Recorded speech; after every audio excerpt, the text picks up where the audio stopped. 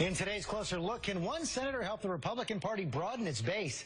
Tim Scott of South Carolina is the first African-American senator from the South since Reconstruction, the first black Republican in over 3 decades. And as Scott learns the ropes in the Senate, he's got a message for his party. ABC's Jeff Zeleny went on the road with Scott in Charleston.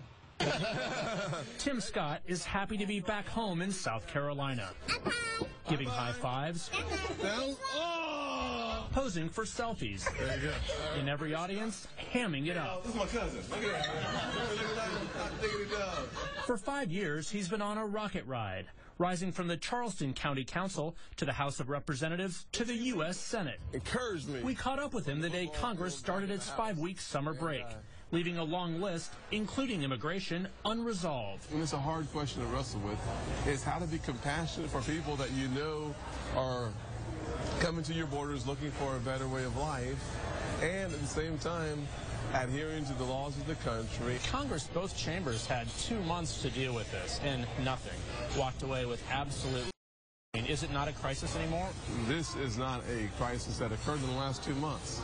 The lack of collaboration, and then to show up in the 23rd hour saying, we need you to approve a $4 billion package, is not the way to do it. He was appointed to the Senate a 1.5 years ago, arriving just in time for one of the least productive periods in memory. Whether you're Republican or Democrat, you look at the Senate and you say to yourself, you shake your head. But Scott is brimming with optimism and steeped in history. He's not only the lone Republican African-American in Congress, but the only black Republican senator in more than a century. I noticed a headline in South Carolina's biggest newspaper earlier this year.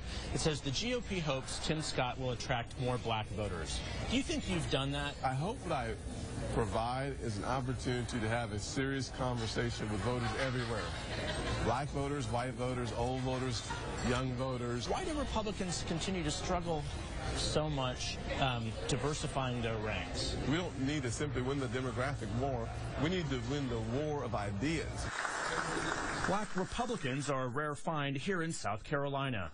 Black Democrats are skeptical of its politics. Well, there's always good to have diversity, but diversity can be skin color and it can be philosophy.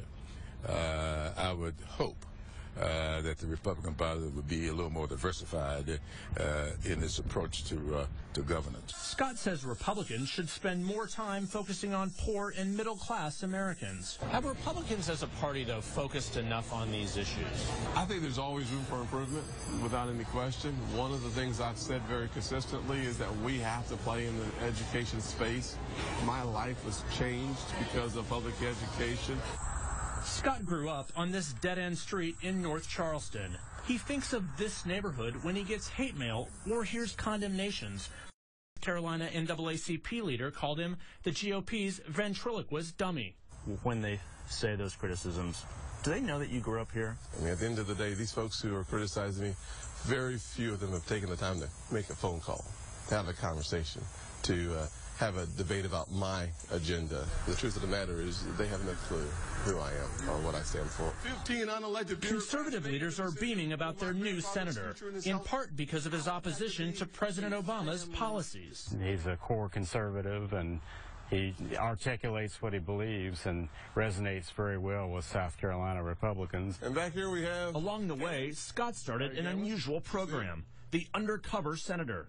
One of his stops, a burrito restaurant, sweeping floors and chopping chicken, all to anonymously listen to voters' concerns. Did anyone have any idea that you were a United States Senator? No. You know, within an hour or hour and a half or so, covered.